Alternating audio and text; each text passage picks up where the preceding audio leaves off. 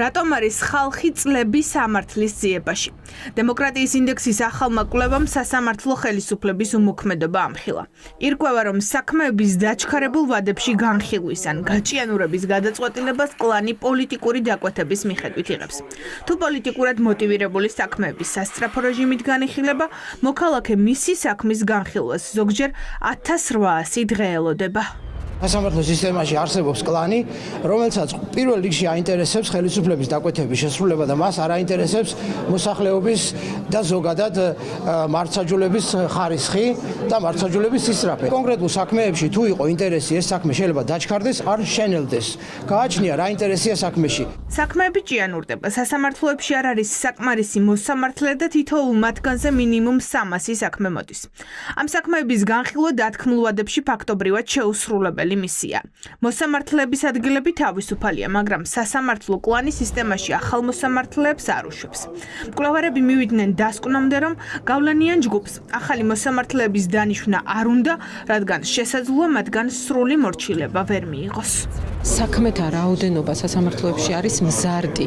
მოსამართლეთა დატვირთულობა არის მზარდი, რაც ნიშნავს იმას, რომ არა მხოლოდ ბოლო 6 წლის განმავლობაში, იქამდეც ძალიან ბევრი წელია უკვე ეს პრობლემა სასამართლოში დგას და მოქალაქეებს აქვთ გაჭიანურების პრობლემა, მოსამართლეებს აქვთ გადატვირთულობის პრობლემა.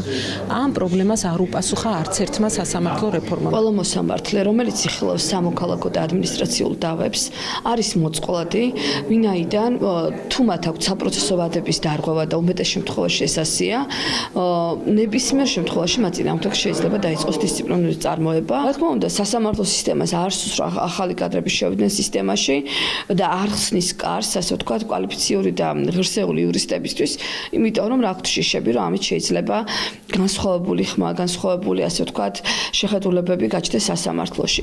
ცალკე გამოწვევაა სახელმწიფო უწყებები. მოსამართლეები ისედაც არასაკმარისია. ამ დროს ადმინისტრაციული ორგანოები თუ მათთვის სასურველი განაჩენი არ დადგება, გადაწყვეტილებას წინასწარ განწირულ საქმეზეც კი ყველა ინსტანციაში ასაჩივრებენ. სტატისტიკის თანახმად, სახელმწიფო უწყებების მხრიდან გასაჩივრება ყველა სხვა მაჩვენებელზე 4-ჯერ მეტია. ეს ისედაც კოლაფსში მოქცეულ სასამართლოს კიდევ უფრო გვირთავს.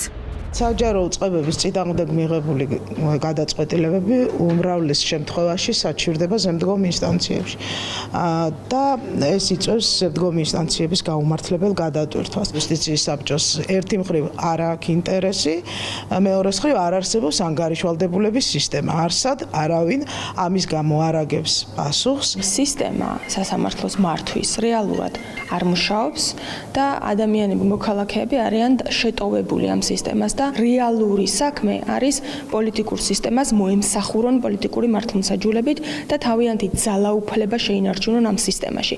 ამიტომ არის რომ რა საქმისთვისაც არიან ისინი მივლენილი სასამართლოში, ამას არ და ვერ აკეთებენ. პრობლემის სათავე სასამართლო ხელისუფლების მმართველებშია.